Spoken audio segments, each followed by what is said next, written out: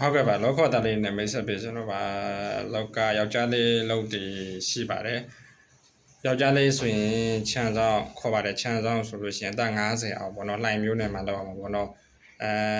တစ်ပင်ရေလောင်ကားရေးစီတာတော့ကလေးအကြောင်းကျိုးပိုးတွေလုပ်ပေးရမယ်လာသားတွေက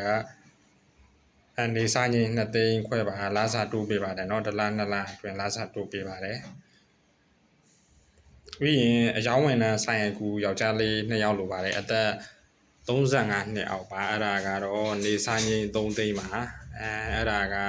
ဟုတ်ကဲ့အဲ့ဒါရှိမယ်ပြီးရင်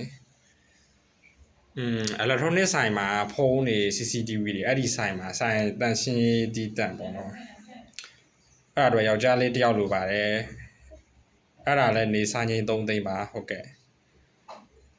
ပြီးရင်မုတ်ဆိုင်မှာကိတ်မုတ်ဆိုင်မှာပေါ့နော်ကိတ်မုတ်ဆိုင်မှာလည်းကြားမှခေါ်ပါတယ်နေစားချင်း3သိန်းမှာအသက်35နှစ်အောက်ပါ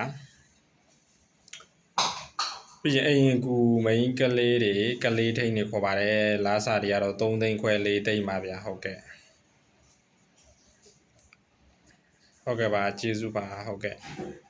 အလုံးလိုအပ်တယ်ဆိုလို့ရှိရင်ကျွန်တော်ကွန်မန့်ဒီမှာမမှန်ပါနဲ့ကျွန်တော်ဖုန်းတိုက်ရိုက်ဆက်လို့ရပါတယ်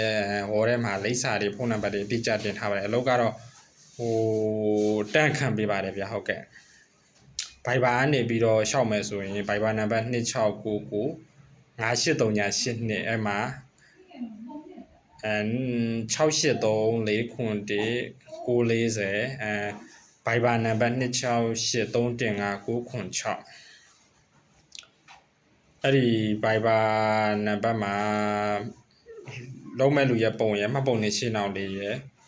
ပြပို့ပြီးရှောက်ထားနိုင်ပါတယ်လူကိုယ်တိုင်လာမယ်ဆိုမြောက်ကလာ6ကွေ့အေယာမှတ်တိုင်